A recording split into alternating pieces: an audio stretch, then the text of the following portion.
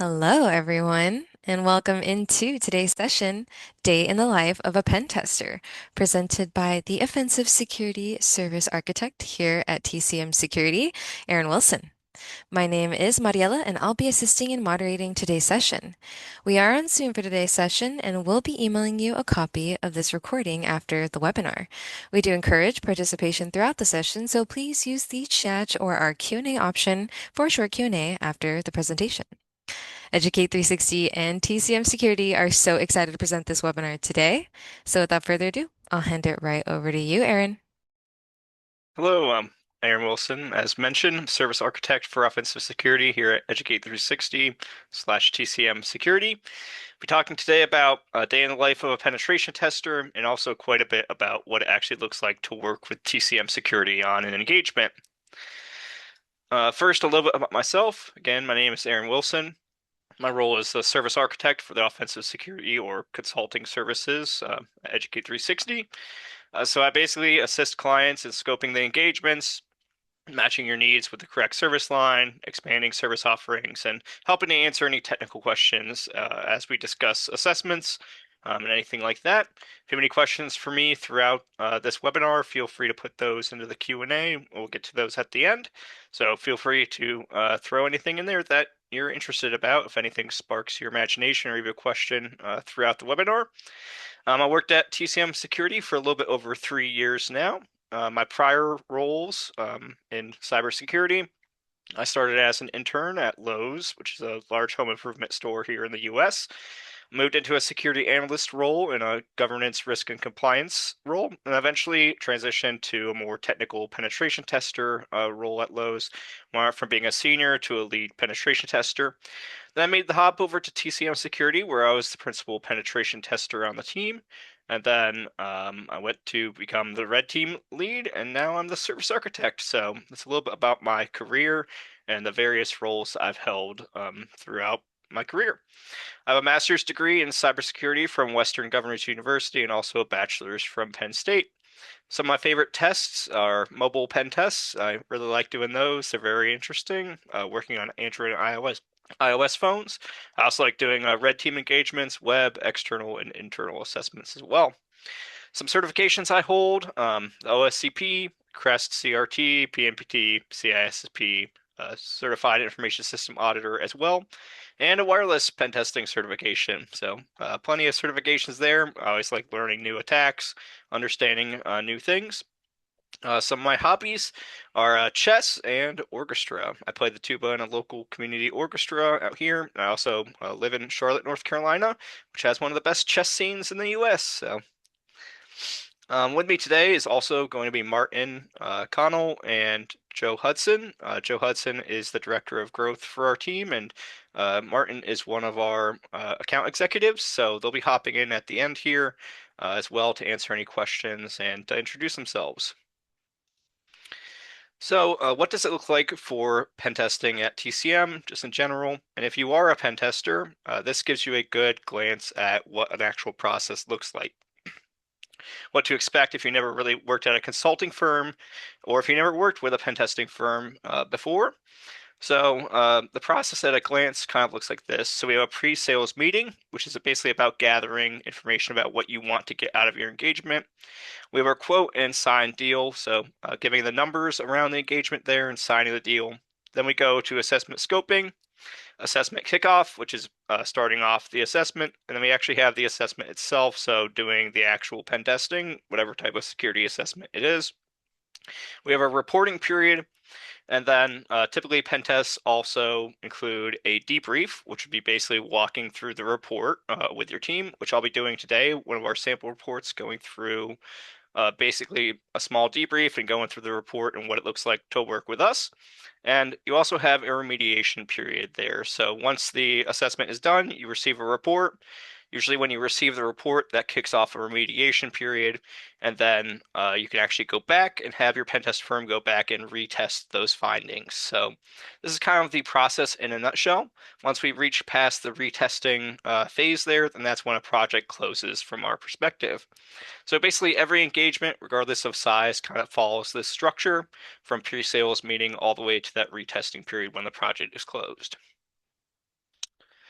All right, so what is a penetration test in the first place? Well, a pen test is an authorized simulated attack against your systems, applications, or people. We're basically trying to identify and exploit weaknesses before a real attacker does. A pen test, importantly, goes beyond a vulnerability scan. So this is actually someone actively in the environment trying to find uh, exploits in your environment and testing them manually, right? So vulnerability scan is looking for known vulnerabilities, and a pen test is really an active, hands-on type of assessment. Pen test is conducted under a signed rules of engagement.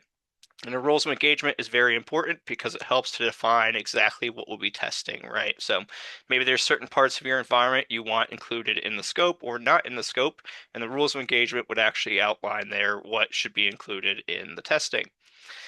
We actually provide evidence-backed prioritized findings. So findings are prioritized, usually typical ones. You have like critical, high, medium, low, and informational, kind of the industry standard there in terms of how you could expect findings to be. And we also provide evidence with those findings. So it'd be in the form of a screenshot, a terminal window, an actual step-by-step recreation of the attack and how it happened. So this is something that's really important about pen testing because we actually are going to have the evidence to back it up to say, this is exactly how we exploited the vulnerability. Here on the right is a screenshot from our report. It kind of gives like a really quick high-level overview nutshell of the process. So you have your planning phase, discovery, attack, reporting, and retesting. All right, so for phase one, what does a pre-sales meeting actually look like? Well, before any testing begins, we want to ensure that the assessment meets your needs, timeline, and your compliance requirements, right? So various different organizations have different compliance requirements they might be subject to. For example, in the US here, we have HIPAA requirements, which protects health information. We also have PCI requirements, which protects cardholder credit card information. So a lot of times pen tests are really built kind of around the requirement of needing to meet that compliance requirement.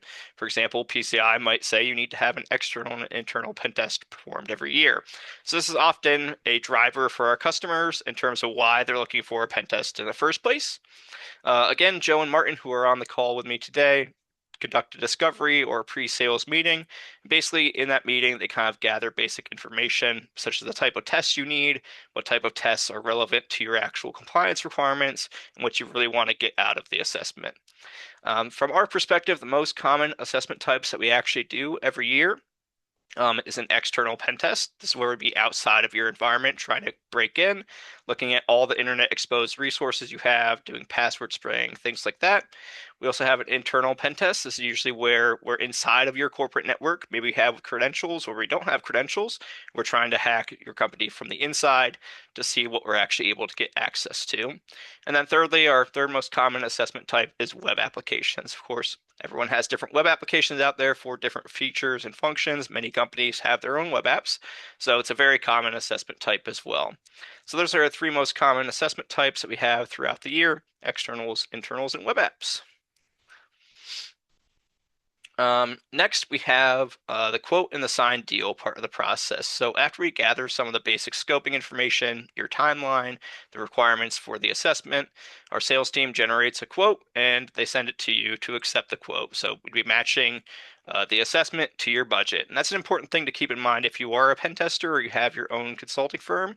Sometimes companies can only dedicate X amount of dollars or resources to testing, right? So maybe you don't get to test their entire environment, but only a slice of that environment. So that's kind of where we can always look at the environment and find other areas to expand to for future engagements. So our assessments are governed by some legal documents. Again, one of those mentioned was like the rules of engagement document. We have a master services agreement. Clients might also have their own legal documents. For example, if you're bringing in a third-party pen testing firm, you might need to go through a client's actual third-party validation process, making sure that we also have security controls in place. So those are very common things to keep in mind. If you have pen testing clients yourself, you're going to have to go through some legal hurdles there sometimes about, bringing in a third party and being a trusted partner with your clients. So our quotes at TCM at least also often include free extras such as live training and TCM Academy courses. We often throw in some of our certifications, live training courses into the quotes there. So that's an actual sweetener that we add to a lot of the deals, so that your team can also get training throughout the process, and you can use that live training throughout the year. Our quotes also typically outline the retesting period for the assessment. Our most common and default retesting period in the industry standard is typically a 90-day retesting period. So once you get your report at the end, you have 90 days to go back, remediate those findings, have the pen testing firm validate that they're fixed, and then deliver a retest report with that. We also offer a 120-day retest period, which is pretty unique in the industry. Again, the typical that you'll usually see from a pen testing firm is 90 days. Scoping. So after we actually have a signed deal, the quote is signed, everything looks good for you as a client, it's within your budget, within your time frame, then we would actually go into the scoping phase. And this is about understanding the scope and actually collecting the specific detailed information for the assessment type. For example, if it was a web application penetration test, we would collect the URL for that web application. We would collect credentials to have access to that web application. If it was an external pen test, we would collect your public IP addresses, domains, things like that that would be relevant to the actual assessment scope.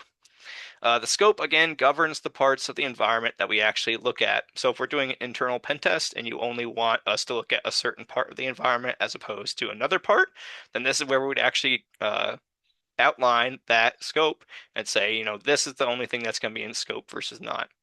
Many of our clients have things like sensitive infrastructure, or a specific host or set of hosts to target that are of particular interest to them. So this is where you really deeply think about your environment and what you want included, what's sensitive, what's not, where you want your pen tester to go and actually deep dive into certain areas.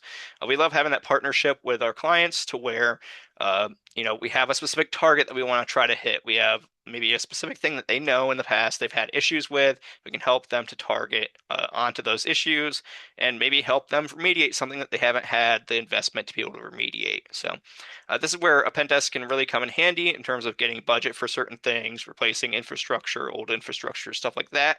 If we're able to exploit it, it can give you an excuse there to go maybe decommission that service or replace it, right? So think about that in terms of your enterprise IT.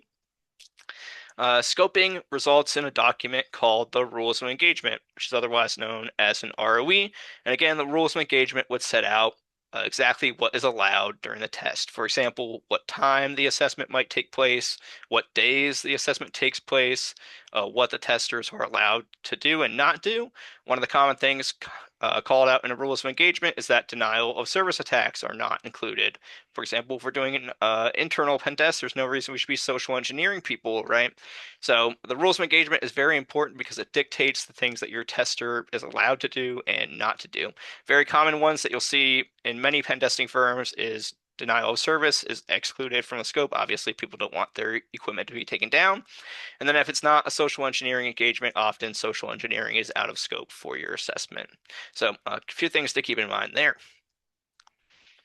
Next phase would be our assessment kickoff. And during the assessment, we actually communicate to clients via Slack or Microsoft Teams. Different clients have different needs. There's their chat channels that they use, either Slack or Teams is the most common. And we provide regular updates to the client so you're aware of what's happening. Down here at the bottom, we actually have an example from one of the members of our team, Cody Accorso. He's saying to the client here, we'll be starting an external pen test right now. If you detect any activity, please let us know. So we like having this collaboration and partnership with our clients. If you detect us doing stuff, we want to know about it so we can actually highlight that into our reporting. And we also keep you up to date on what's happening with the testing throughout. So you often get a list of findings even before the report gets sent to you, so you're aware of what's happening throughout the process. We do have a project manager. Her name is Julia Friend. She coordinates all deliverables before the assessment begins, including timeline, dates, credentials, things like that. And the tester will, again, send an example of a kickoff message here at the bottom. This is what we do for every client when you're working with us in the first day of testing, letting you know when we're starting. And again, regular updates occur throughout the testing. This is what an assessment actually looks like from a pen tester view. So I wanted to kind of actually outline my entire next month. What does it look like for me as a pen tester? Well, from August 31st to September 4th, this is literally taken from our pen test calendar. So you can see what it looks like for me personally. So from August 31st to September 4th, I have a mobile app pen test for a client. So I'll be doing a mobile app pen test on an iOS and Android application. September 7th through the 11th, I have a bench week. So I'll be able to go and do some training, learn some new attacks. There's some certifications I've been quite interested in. So I'm hoping to use that bench week for some training. And then from September 13th to September 25th, I have a 2-week web app assessment. So this kind of gives you a month view of what it might look like to work on our team and as a pen tester in general. One thing to keep in mind here is that the way that we work is that the report for that assessment is due the following Friday. So for example, here, I have the mobile app pen test that ends on September 4th. My assessment would be due, my report itself would actually be due that following Friday. So this is kind of the way that we work the consultancy and do the reports. So after you finish your test, you're doing your report the next week. You can also obviously work on that report throughout the test.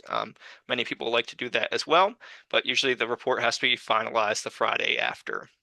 So that gives you really a month view of what my actual month looks like. This is literally, again, taken from our Pentest calendar. So this is what I have ahead of me for the next few weeks.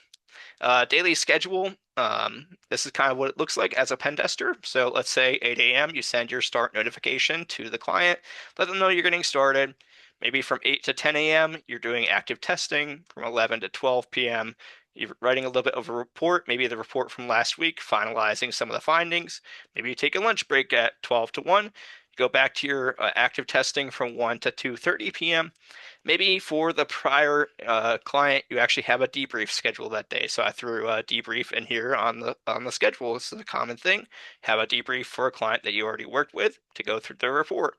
Then you go back and do your active testing and reporting for the current client. Then you wrap up and send a daily ending summary. So this is kind of, I wanted to show you what it really looks like from my perspective. What does a month look like and what does a day look like?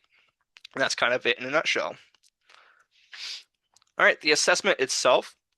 So during the assessment, we again provide regular updates from the tester, including what worked and didn't work. Here at the bottom is actual literal chat message to a client from one of my engagements saying this is all the things I did. So for example here, I discovered some clear text credentials in OneDrive. I found there was no firewall filtering outbound connections. I extracted a Wi-Fi password from a device. So this is the kind of collaboration and engagement they can expect from us. Going through really a list of all the findings we had before you even get the report, so you at least have an idea of what's going to be on there. I've worked with other pen testing firms in the past where at the end of the process, you just get a report shoved onto your desk. You have no clue what's going to be on it. We want to have this transparency and to at least let you know what to expect on that report before it arrives on your desk. So again, information sharing on alerts and actions. We take that very seriously and want to give you credit for what you're doing right. And we want to give you credit, give you, the feedback for what you're doing wrong. So for example, here, you can see in this sentence, I said the AV and endpoint security quarantined quite a few files. So for example, that goes to show that the client actually had some things in place that prevented me from doing things. And that's important to call out because it helps them to mature their security posture. Critical findings are expedited and called out. Whenever we find a critical finding, we let the client know immediately, whether it's through email or through the Slack and Teams channels. And really, our favorite type of client is a partner we can have during the test, right? So we want to be able to collaborate with you. We want to see the alerts. We want to be able to highlight the good things you're doing. We also want to help to discover the bad things and highlight those so you can get the investment that you need. So our favorite clients are those that partner closely with us and collaborate closely with us. Reporting, again, I'll be walking through a sample report here. Again, reports are typically delivered 5 days from the end of the assessment. So for example, if I had an engagement ending this Friday, that report would be due to the client by the following Friday. Our documents include a full report, an executive summary, and a letter of attestation. Today we'll be just going through the full report. but the executive summary is also important. Many of our clients use that executive summary to hand to their clients or their customers to attest that they had a pen test performed, right? And we also include a letter of attestation.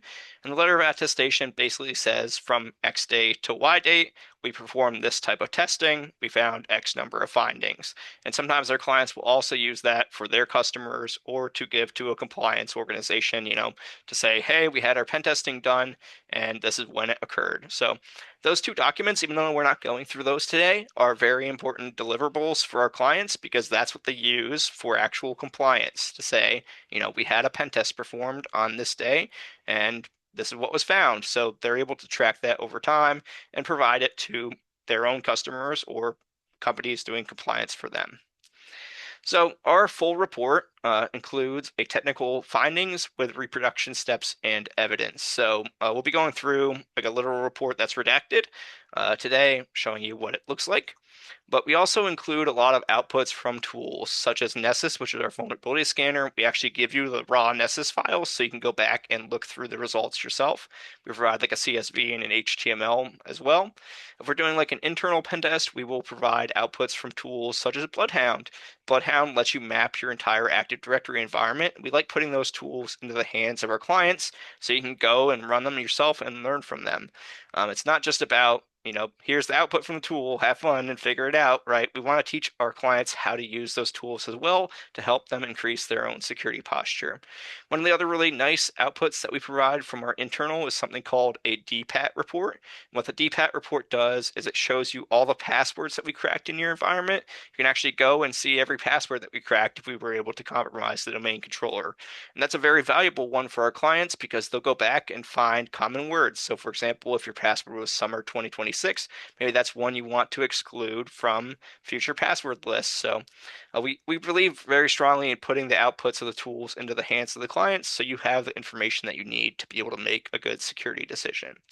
Um, Another example of a tool that we give for web application assessments is Burp Suite output. So you can actually export from Burp Suite an HTML report of everything that it found through the active and passive scanners. So that just gives you an idea of what we provide our clients in terms of additional outputs beyond those three main documents. Again, the three main documents are important, but where the partnership really comes in is giving you the additional things as well, the additional context, the additional findings, the additional things that you can go and run down to help to increase your security posture. All right, well, now I'm going to hop over to the sample report and we'll actually walk through the sample report. Okay, and I'll zoom in here. All right, and this is our internal pen test sample report. Excuse me. So here you can see we have Demo Corporation would be our client in this case. We have the date that the assessment was performed. Actually, it's the date that this report was exported, August 12th, 2026. And our project name is Demo Corp 2025-001. Obviously, all this stuff would be adapted to the actual client itself. Here we have our table of contents, so you can actually hop down to specific sections of the report if you want to. If you wanted to see the risk factors, for example, you want to hop to a particular finding, you can obviously click that here in the table of contents. It's nice to have. If you give this to maybe one of your IT partners or something, you say, hey, go see IPT004, makes it easy for them to go and find that finding and actually just go and look at it and see all those technical details. Here at the bottom is where we actually have the client name again. You can also define here what the confidentiality of the report is. In this case, it's business confidential, which is our default.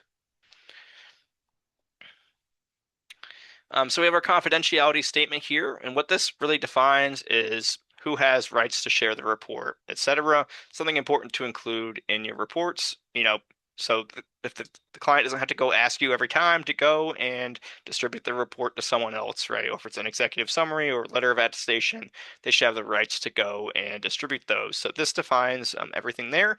It also says, Demo Corp may share this document with auditors under non-disclosure agreements to demonstrate penetration test requirement compliance. So again, if you're doing a pen test for the sake of compliance or you need it for compliance to some kind of framework, you're allowed to go and share this document with your auditors. So that's an important one to call out there. If you're making a template for a pen test report, they should have the rights to go and share this with their auditors because they need that. That's the whole point of doing the testing. Again, a pen test is a snapshot in time, and this is something important to know because an environment could change after the fact, right? So a pen test is only considered a snapshot in time. It's a snapshot in time, a slice in time of your environment and its current conditions. Here we have the contact information for the client. So we have our senior manager of cybersecurity. This is where we'd fill in who did the testing and who our main point of contact was. This is where we actually define the dates and times that the assessment took place. So for example, here from May 9th to 2020, May 9th, 2025 to May 20th, 2025, we engaged in this type of assessment. We did an internal pen test, and we followed these frameworks, which every company that you work with will probably request some type of framework. You can't just go and do a willy-nilly pen test with no framework behind it. So in our case, we do NIST SP 800-115, and we do a WASP testing guide for web apps, for example. And then again, this came from the slideshow we saw earlier, a quick little overview of our process and what each phase of the pen test is. So it's important to have some type of methodology that guides your report so the client knows exactly what was used throughout the assessment. If you're like a European organization or things like that, there might be other frameworks that you use. Common ones are PTES, other things like that. So depending on what part of the world you're in, these frameworks may change or be more relevant for certain clients depending on where they operate. Here we just outline what an internal pen test is. Again, emulating the role of an attacker from inside of the network. So we'll do X, Y, and Z, different types of attacks, and yeah. And this part of the report will actually adapt to each assessment type. So for example, if we're an external pen test, it has a different description here, etc. A web app pen test would have a different description here. This one, again, just internal. Here we have our finding severity rating, and this is something that your clients find very important because depending on the severity of the finding that you have, often correlates to how fast they have to fix it. So for example, many of our clients have 30 days to fix anything that is marked a critical, right? Maybe our clients have 60 days to fix anything marked a high. So these criticalities play very deeply into the remediation of our clients and how they handle those findings. So um, this outlines the ones that we use, which is critical, high, moderate, low, informational. Many times you'll see medium as an alternative to the severity there for moderate.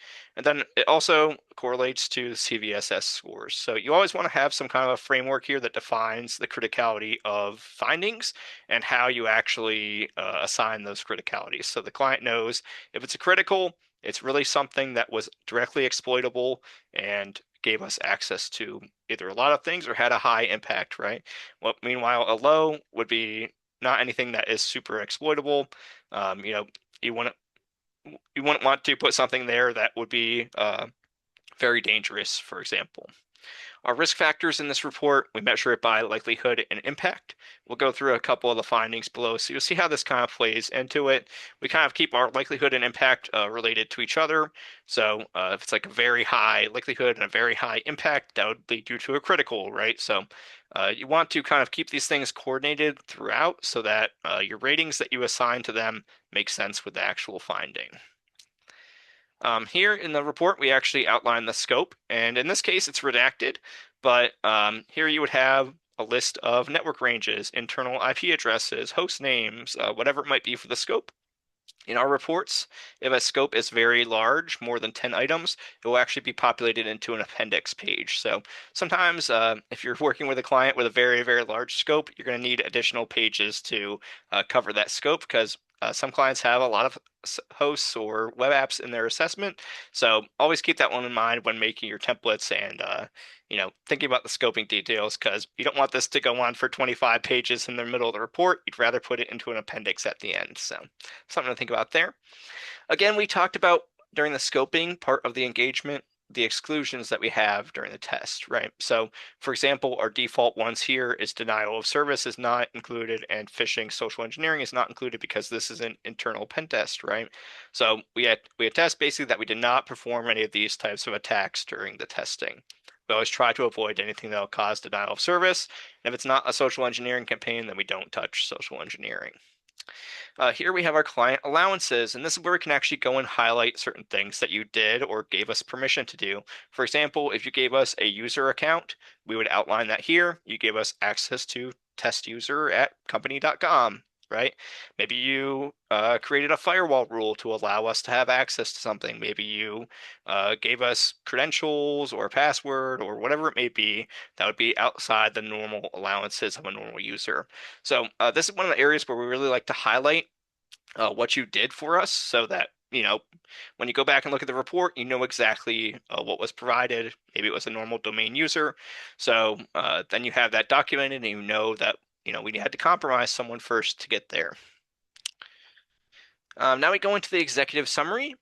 And again, this just reiterates the time and type of testing that was performed. So we have our internal pen test from May 9th, 2025 to May 20th, 2025. And then this section really just gives you a quick high-level summary of all the findings that were discovered.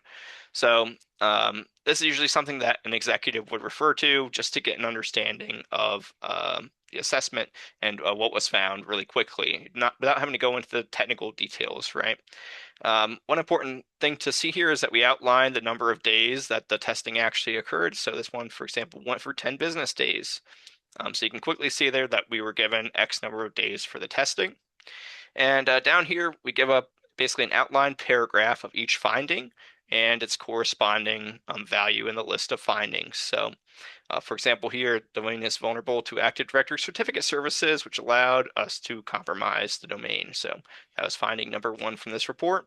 We just have this quick summary there, so someone who's an executive could go in, quickly read through each bullet point and get a basic general understanding of each finding that was discovered without having to go into the technical details.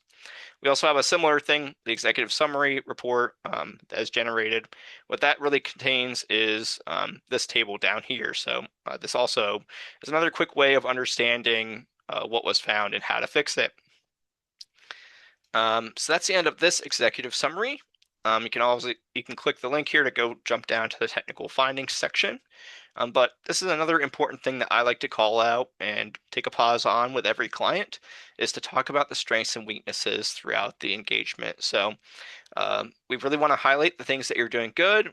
We also want to identify the things that you're doing bad, right? So in this case, in this example, there was some network restrictions in place. So for example, we were not allowed to go to Kali.org and download any Kali images.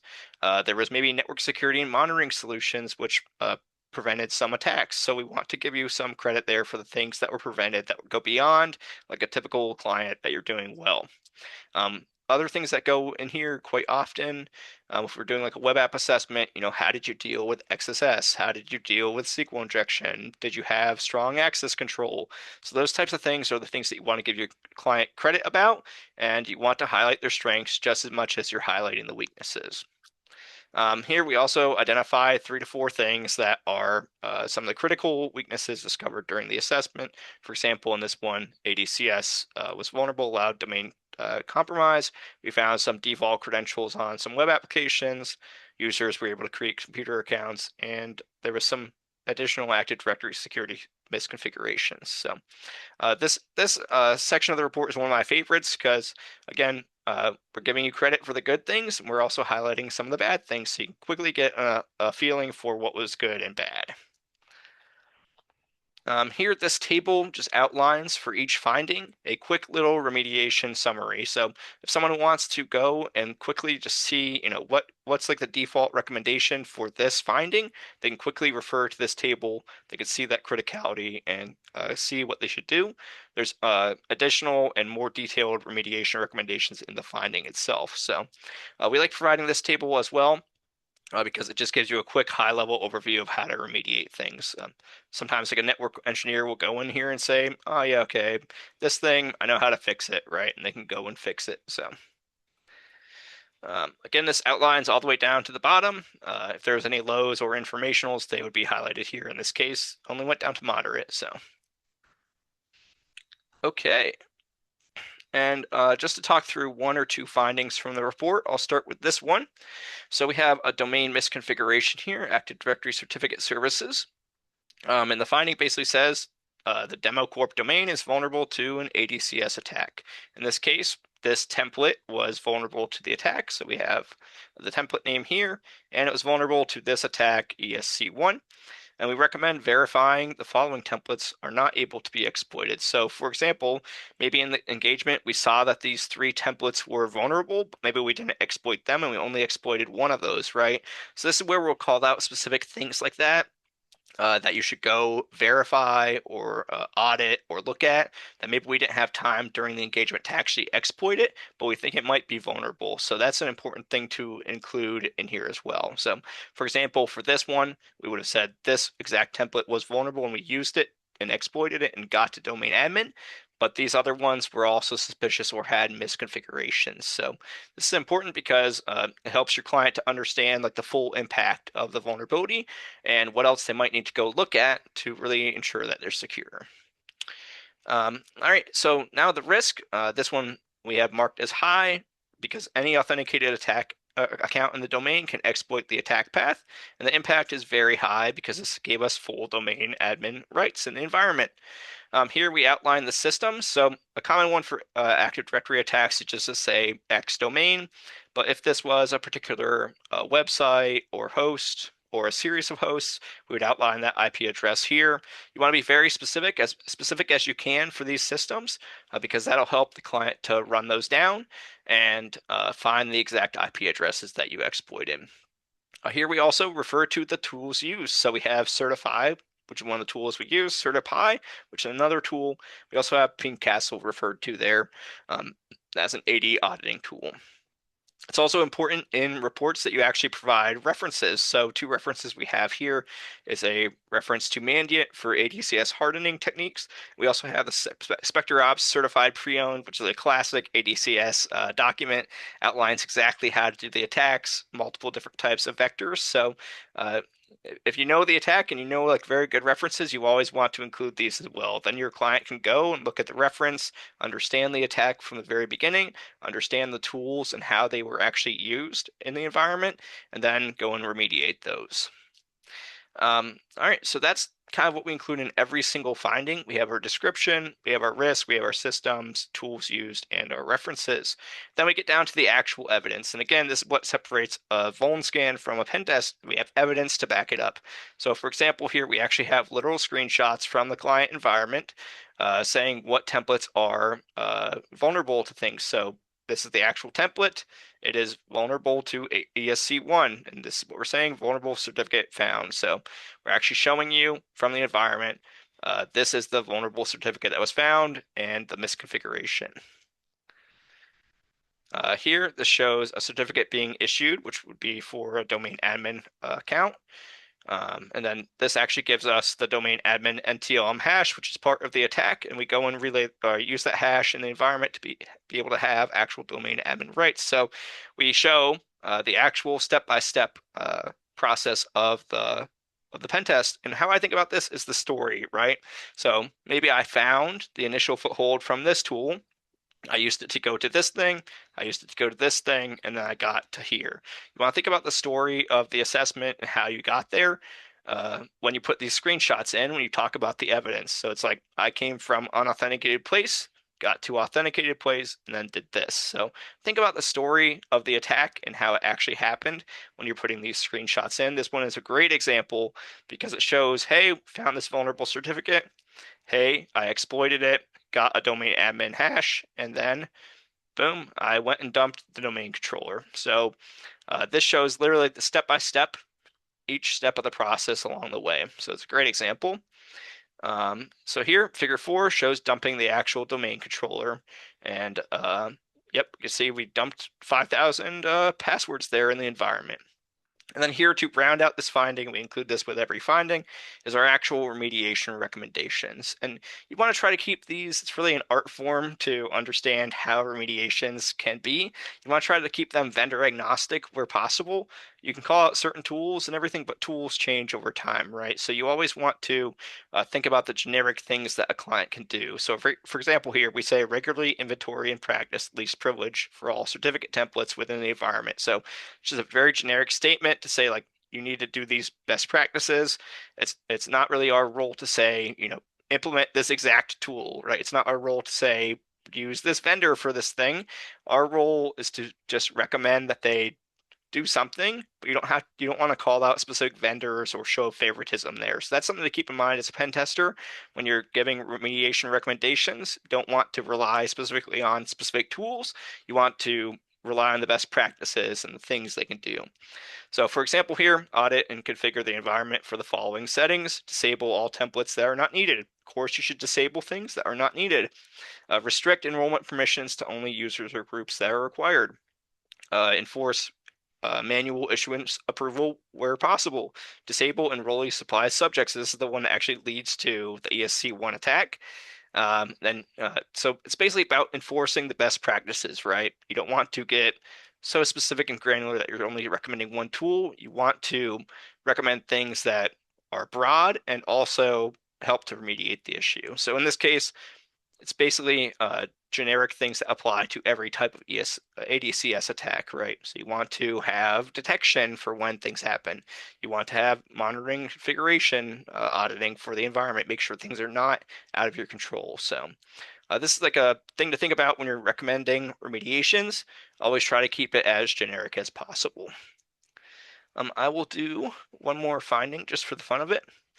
So we have here a, excuse me, a default credential on a web application, in this case, a printer. So here we explain exactly what the printer allowed us to do. We relayed a printer password that was automatically logged in as a guest account, and we were able to compromise the domain that way. So this was actually the initial foothold in the environment. We found a printer, logged into that printer, the printer had down here a username and password configured. We listened on the network, did a passback attack, and actually grabbed that password as it traversed the network to our machine. And that was our initial foothold, which then led to that ADCS attack above. One thing that's important here is that we actually put a note here. We were not able to identify and verify all default printer credentials during the engagement. You might have to throw this in sometimes when you're doing a pen test because we only have a limited amount of time, right? If we spent the entire 10 days focusing on every single printer in the environment, would that have given us all the juice and found the really critical vulnerabilities? Probably not, right? We should take that credential and then go use it for other things like what we did to actually escalate our privileges. So again, pen testing is a balance between, identifying something that is vulnerable and possibly spending your entire time doing just that thing, right? So in this case, we actually threw in here a sentence that said we were not able to go identify, verify all default credentials during the engagement. So it's recommended that you go and audit all of your web services and printers for this default credential. Again, it's like, is the juice worth the squeeze? We could have spent 10 days looking at only printers, but it would have ignored this other area where we were able to pivot and compromise the domain. So always keep that in mind as a pen tester.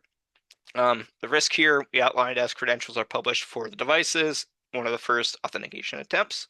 Then we can obviously control the device, shut it down, change the configuration, or in this case, we were able to actually capture a credential and use that for additional expansion in the environment. So this one, again, it shows the story of the printer. So we logged in as a guest account. We found this username and password. We were able to set the server address here to our Kali machine. Boom, we had a listener established right here. We actually captured the ClearText credentials. So like on the server, the printer itself, these are not able to be seen. They're like ... for the username and password. But then we actually get the ClearText credentials from here. And then here's another example that was thrown into the report of another default password that was used. So having two screenshots there of two different devices, of course, we did not identify every single one, but we were able to use these credentials to then pivot into the environment. So that is two examples of two findings from a report and a lot of things to keep in mind as you're a pen tester and working with clients in various industries. All right. All right, the next step of our pen testing process is the debrief and remediation. So after a report is delivered, again, typically 5 days uh, after the assessment is actually done, uh, then we enter the retesting period. So we deliver the report, we enter our retesting period. Typically, the default industry one that you'll see is 90 days. We include a free debrief of those findings. So just like what I did with the report today, we would walk through every single finding in a report with you and talk about the findings. And you also get that one retest per project. So again, 90 days for retesting. Um, and then the debrief, typically we will do these with either the technical team or the leadership team. It depends on the organization that you work with. You might be working with a purely technical team or a leadership team. If you're a pen tester, definitely keep that in mind because that's like the common people you'll be interfacing with, right? So maybe during the engagement, someone technical there is there to give you credentials, help you with the environment, etc. But usually for the debrief at the end, you're talking to people who are higher up in the organization. Maybe they don't understand all the technical details, so you have to tailor your presentation a bit there to match their technical level to help them understand the findings. Basically, the debrief is a Q&A on the findings, risk, and remediation approach. So it's your ability, your chance and opportunity to go and ask questions about the findings, understand the risks, and how to remediate them. One thing that's unique about us is that we leave our Slack and Microsoft Team channels open throughout the retesting period. So if you have a question about a finding, let's say maybe we suggested X, but you think that Y plus Z would help to remediate the finding just as much, or at least partially remediate it. We're there to actually help you and answer those questions and to help clarify any additional controls you could put in place. So a lot of times, maybe we suggest one thing to remediate the finding, but you already have this other tool over here and this other thing, and if you combine them, maybe it makes just as good of an effort, right? So this is where the collaboration again comes in handy, so we can understand what you actually did to remediate it that maybe was not the direct thing that we recommended.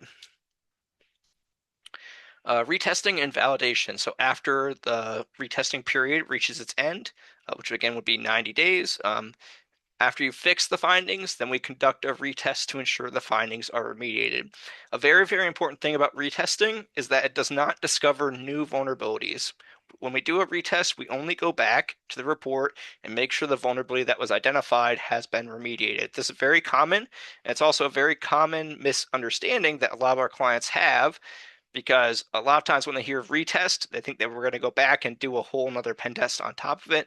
That is not what a retest actually covers. A retest really just goes back and makes sure that the vulnerability that we found has been remediated or is partially remediated or is not remediated. So a retest does not discover anything new.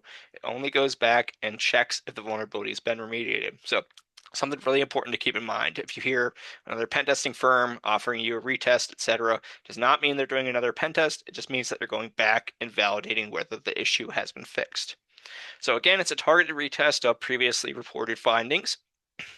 And of course, we highly recommend remediating as much as possible before you go and ask for a retest of the findings. A lot of clients will go and say like, oh, hey, we fixed this high. Can you come back and retest it? Well, if you do that, then you've used your whole retest just to fix that one finding, right? It really behooves you as a client to probably go fix more things on top of that by the end of the retesting period, right? So you want to try to fix as much as possible before we go back and retest those findings, just so you're getting your value out of the retesting. Again, a retest report is actually delivered at the end, and what that report does, I don't have a sample of that today, but basically it goes through every single finding. It says whether it was remediated, partially remediated, not remediated, or not retested, and basically outlines what you fixed versus didn't fix. And then many of our clients use that retest report as well to go back and say, hey, the pentest firm found this critical or high, but we remediated them. And those are the ones that we were supposed to remediate within 90 days. So they use that again as another form of attestation to go and say, we fixed the finding that was discovered. So important thing to keep in mind there. This is what a typical engagement timeline looks like from our perspective. So let's say week 0, we have a pre-sales call, basic scoping information is gathered, and the testing window is confirmed. If you want to have your test on X date to Y date, that's where we kind of gather some of that information and understand what you need as a client. Week 1 to 2, this is where you receive your quote for the actual work, get your documents signed, take those through legal approval. This is always a bit of a bottleneck, so if you have legal in the way, make sure that you understand everything that your legal department needs from you because it's often a point of contention a lot more times than you'd guess. Um, and then we'd go and assign testers to our project, assuming that you went and signed the quote and everything was good to go. Let's say, for example, here, maybe the assessment begins in week 3 or 4, and then by the end of week 4, the report would be delivered and the retesting period would begin. So your assessment would actually begin week 3. The assessment would end at the end of week 3. You receive your report at the end of week 4, and then your retesting period would begin. And then when we enter our retesting period, this is where you'd have your debrief with the technical team or your leadership team. And you also have your retesting period continuing until your retesting period closes. And then again, a retest report is delivered upon a client request whenever you're ready to have your retest performed within those 90 days. And that's kind of it in a nutshell. Um, yep. Yeah, so now I'll move on to some Q&A questions, and we'll also bring Joe and Martin in for some fun. All right.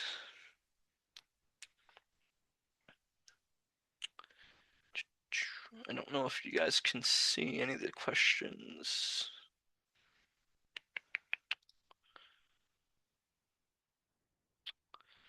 Let's see.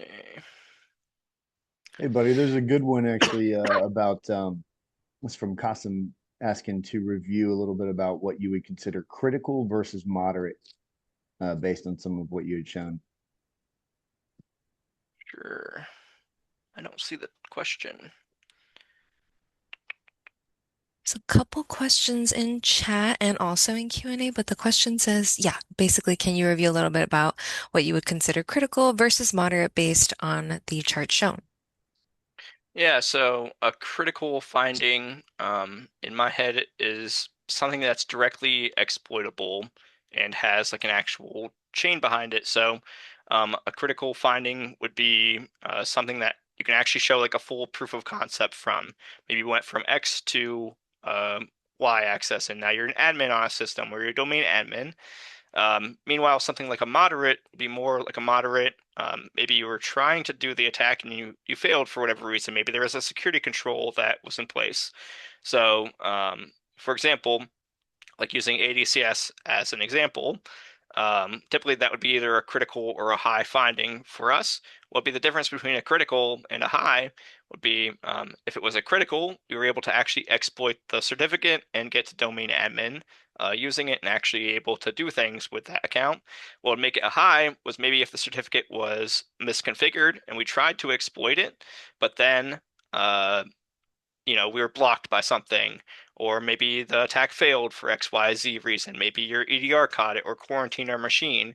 If you had something in there as a defense mechanism that prevented the attack from actually occurring and actually having that full impact, then that's where we would change the criticality of something. So it's kind of in the eye of the beholder in a way, but a lot of times a critical would be something that's directly exploitable and also has a huge impact on the environment, something like a domain admin, an account takeover. Maybe for a web app, you're going from a normal user to an admin user, and then you're able to do stuff, right? So those are the kind of things that really cross the boundary into critical.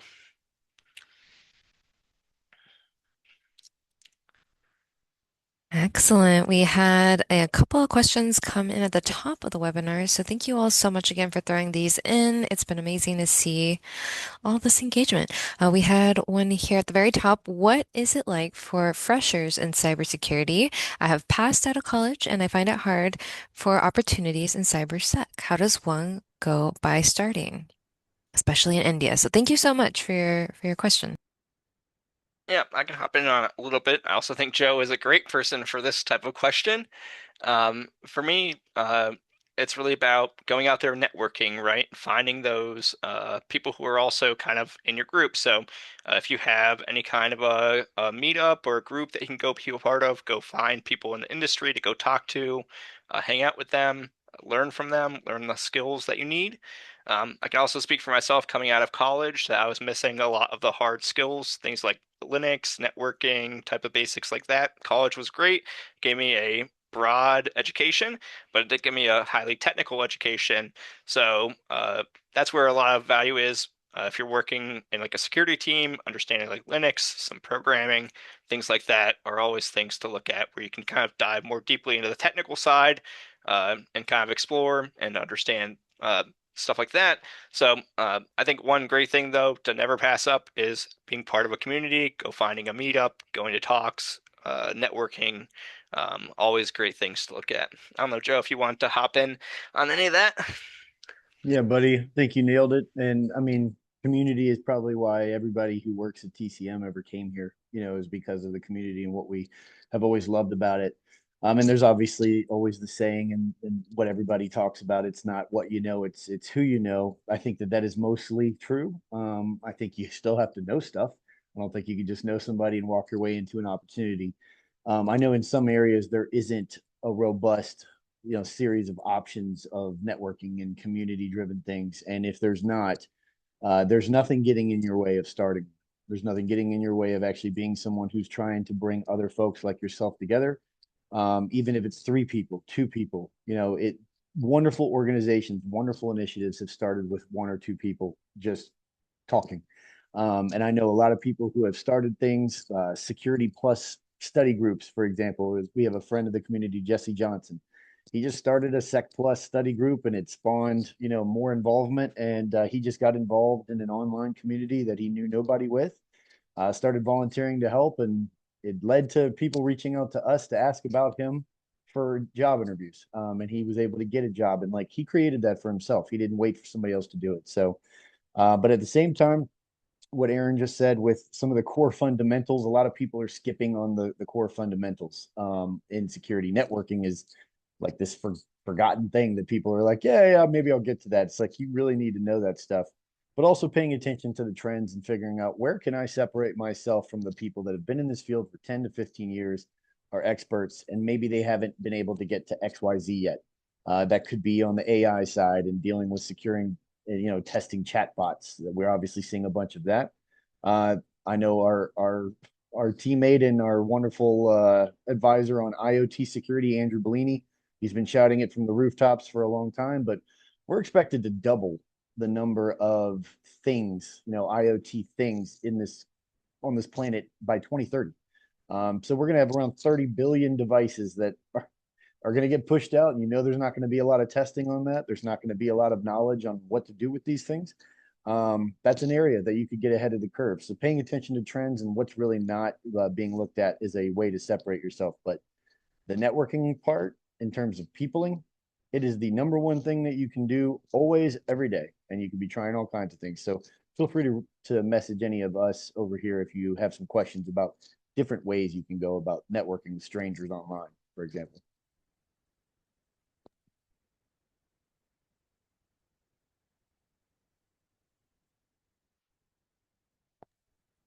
There's All a right. Did we few have any other questions there?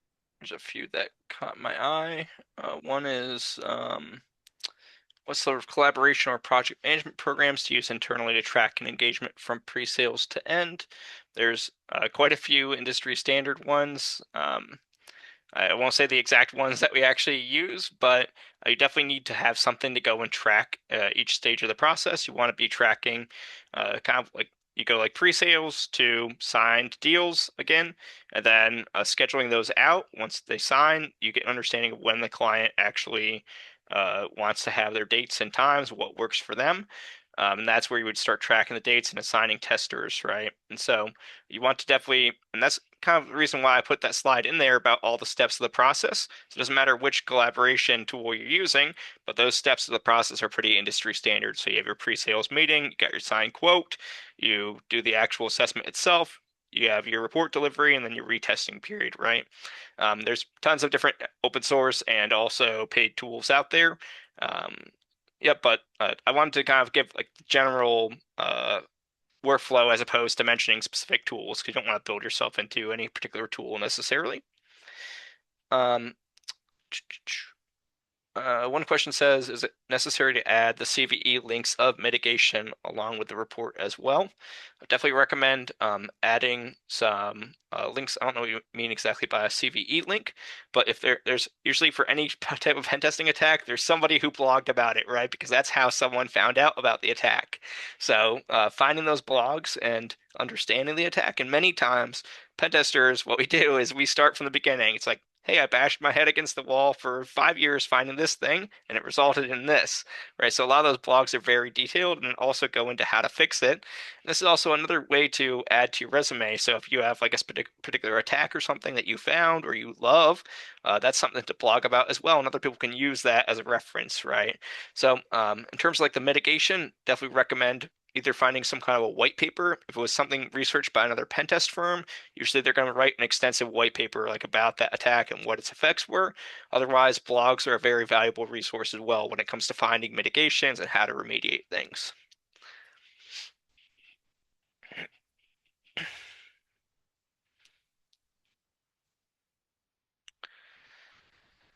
Okay. Um, Got a question from Brady here. He says, curious to know your reporting philosophy regarding discrete findings versus chained attacks.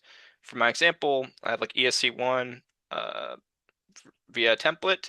How would I include this versus maybe having a DC sync attack or something like that? So for me, it's more about, again, the story of that particular finding. So maybe if I'm telling like a chained example, maybe the initial foothold comes first as part of the finding, and then the following chained attack comes as the second finding, right? So I like to think about the story that way. Let's say I reset someone's password, and then that allowed me to take over their account. Then that would be possibly two different issues, but in terms of telling the story, I would start with the first step, right? So I like to think about it as a story. Um, and then, like for example, you said a DC sync attack. So let's say you found like domain admin privilege escalation via ADCS ESC1. That led you to domain admin, but maybe you found some user group that also has DC sync rights. Maybe it's like the help desk or like an accounting team or something. That's a totally separate finding, right? Because it affects a totally different group and a different set of users. So I always think about it that way as well. You can kind of divide it up by where did the attack originate from. So, like, if an accounting person has like DC sync rights to a domain controller, that's a totally separate finding because that's over too much permission for one type of user, um, as opposed to the ESC1 attack, which is a very specific type of attack with a specific chain and a set of tools. So, especially with Active Directory, I know it can get a little bit crossing over into different areas. Like another common finding I have on a lot of internal tests is having not a step-up account. Maybe you use the same password between your domain admin account and your regular user account, right? So that'd be a totally separate finding as well, where you're using the same password between two different privilege level accounts. So that's another common finding that kind of fits into this. So I'd think about like where did the attack originate from and how did I get there? So even if there's like two paths that result in domain admin, but they came from different user groups, then those would be two different findings. Or if it was like a different technique that you used, then that would be a different finding. Hopefully that one helps. Let's see. On your team specifically, how do you divide up an engagement? Which part do you personally enjoy working on?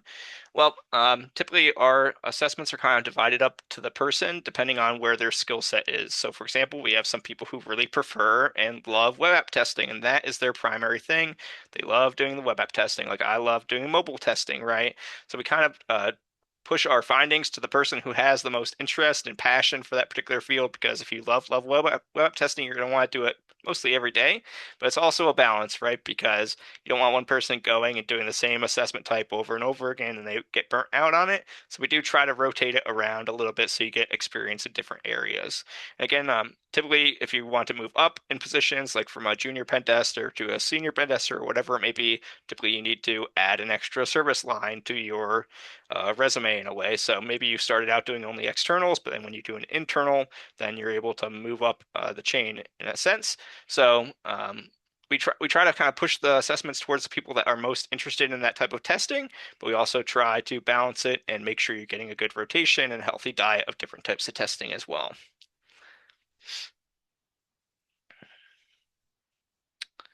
See, you guys see any other ones that pop out?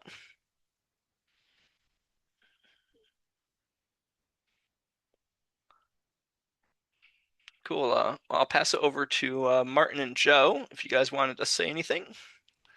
Thanks. Yeah, I can jump in. I'll keep it brief. So, one thing that we'd love for you to take away from today is that a penetration test shouldn't feel like sending in a scope and getting a report at the end and it just being a black box the entire time. The technical skill obviously matters. There's a lot of great people probably just in this room that do great work. But what it's actually like to work with the team matters too.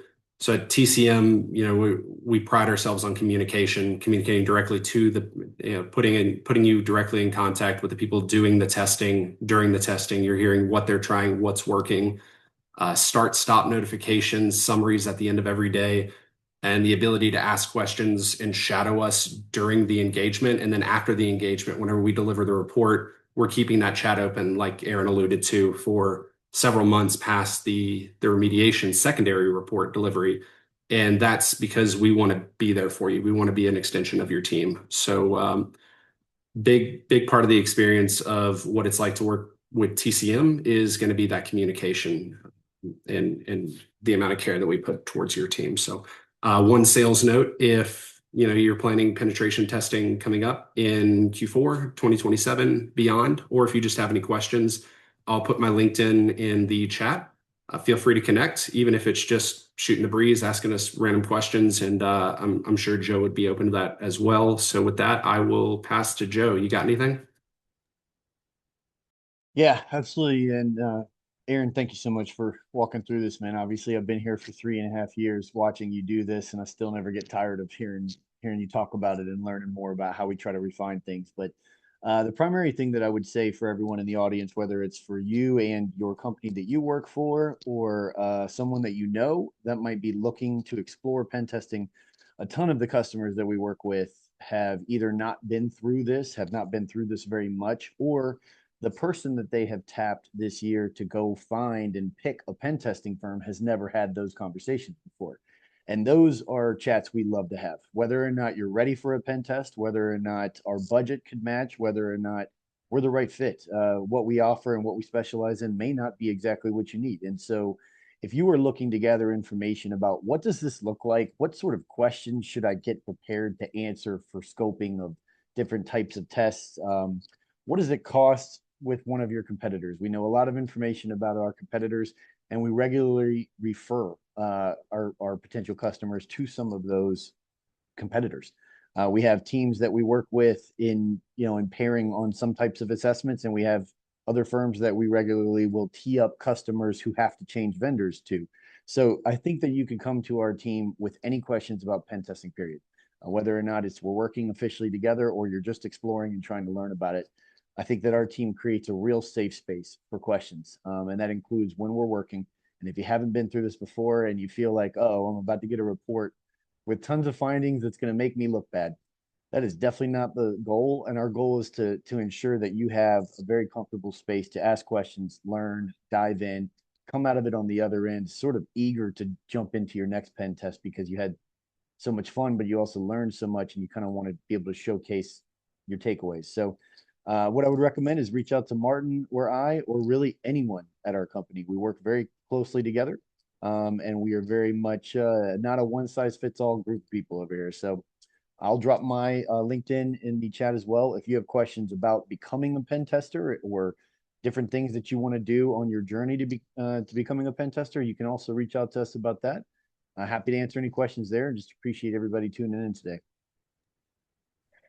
Awesome. Thank you so much, Joe and Martin. And of course, thank you, Aaron, for the succinct, amazing, insightful content that we just got. So I wanted to take a second to thank our amazing audience for joining us today too, dropping in all those amazing comments, questions, really amazing stuff to see. So I did drop a resource hub with all the links, anything about TCM security, all the connect links with Aaron, Joe, and Martin. So please feel free to click on any of those. But that'll be it for us. So thank you all so much for sticking with us for a couple minutes after one. But we will catch you in the next one. And thanks again, y'all. This was fantastic. All righty. Thanks, Bye Myra. for now, everyone. We'll catch you in the next one.